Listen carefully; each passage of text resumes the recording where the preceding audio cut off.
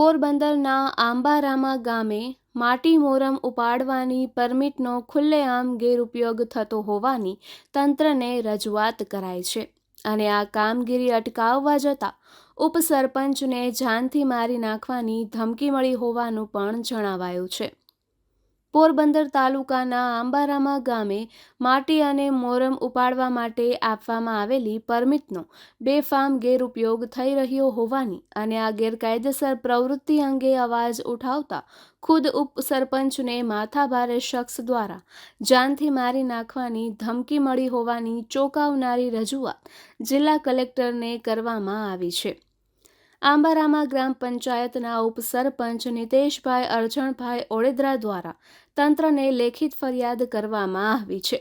જણાવાયું છે કે આંબારામા ગામે માટી કાપ ઉપાડવા માટે અપાયેલ પરમિટનો દુરુપયોગ થઈ રહ્યો છે।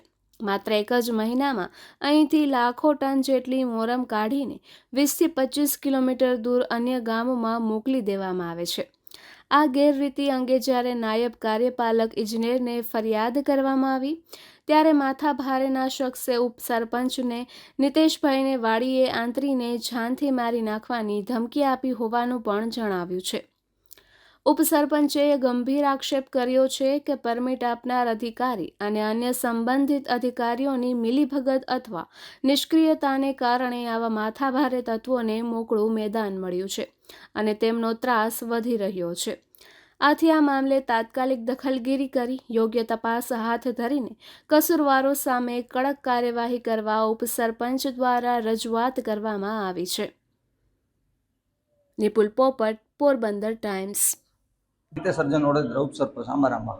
અમારા 1298 વાળો આંબારામા ગામનો શમશાનપુરની બાજુમાં તળાવ છે। 1298 સર્વે નંબર વાળો તળાવ છે અને ત્યાં હાલમાં આજ છેલ્લા મહિનો દિવસ ત્યાં હાલે અને જે માટી કાઢવાનું જે પરમિશન આથી જિલ્લામાંથી આપવાનું હોય એમાંથી પૈસા એક આઈવાના 1200 રૂપિયા અને ટ્રેક્ટરના 250 થી 300 રૂપિયા અને 12 ગામ આ માલ મોકલવામાં આવે। સુજલામ સુફલામને નિયમ મુજબ ખેડૂતને અદગટ માટે હોય તો એ બધો માથાભારી વ્યક્તિઓ છે એ બહાર માલ મોકલે તો ખેડૂતને મોટા નુકસાન થાય અને ઓછામાં ઓછા 8 થી 10,000 ફેરા ત્યાંથી મોરમના સોફ મોરમના કાઢેલ છે અને હાર્ડ મોરમ પણ ઉપાડેલ છે।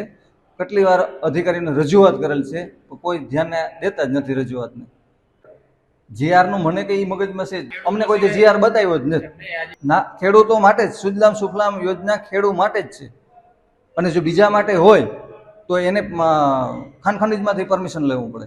તો આજે જો આ રીતના માટી વેચાતી હોય તો ખેડૂતને નુકસાન છે, ગ્રામ પંચાયતને નુકસાન છે, પછી ખાન ખનીજને નુકસાન છે। ખાન ખનીજમાં જો ખાન ખનીજ પરમિશન આપતી હોય અને એ હોય તો એકસ્ટ્રા ગામને ગ્રાન્ટ પણ મળે તો આ તો ગામને એકસ્ટ્રા ગ્રાન્ટ ન મળે, સરકારને કંઈ ન મળે અને આ તો ઓછામાં ઓછા 5 થી 10 લાખ રૂપિયાનું આ નુકસાન જ છે ગામનું।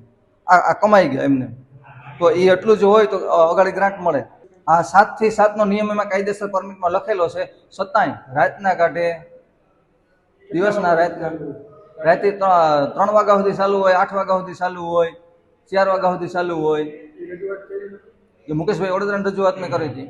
મેં મુકેશભાઈ ઓળેદરાને વારંવાર રજૂઆત કરેલ, અરજી કરેલ, જિલ્લા વિકાસ અધિકારીને રજૂઆત કરેલ, કલેક્ટર શ્રીને રજૂઆત કરેલ પણ એનો કોઈ અમને ન્યાય મળેલ જ નથી।